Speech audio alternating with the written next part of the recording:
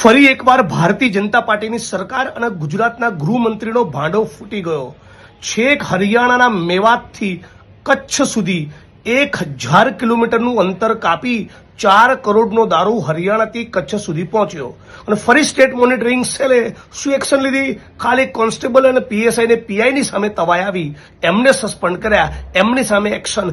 રસ્તામાં આવતા 4 જિલ્લા પોલીસ વડાની ભૂમિકાની કોઈ જ તપાસ નહીં. એટલે રાજ્યની અંદર જેટલો પણ દારૂ પકડાય ખાલી પીએસઆઈ પીઆઈ કોન્સ્ટેબલને ટાર્ગેટ કરવામાં આવે છે. ઉચ્ચ આઈપીએસ અધિકારીઓનો વાળ પણ વાંકો થતો નથી. અને ફરી એકવાર હર્ષ સંઘવી, નાયબ મુખ્યમંત્રી અને ગૃહમંત્રીનો પણ ભાંડો ફૂટી ગયો છે. મોટી મોટી વિધાનસભામાં ડંફાસો મારો છો, આ તાકાત તો દારૂ પકડીને બતાવો ને. ગુજરાતમાં દારૂ ટીપુનું ના મળે એવું કરીને બતાવો ને.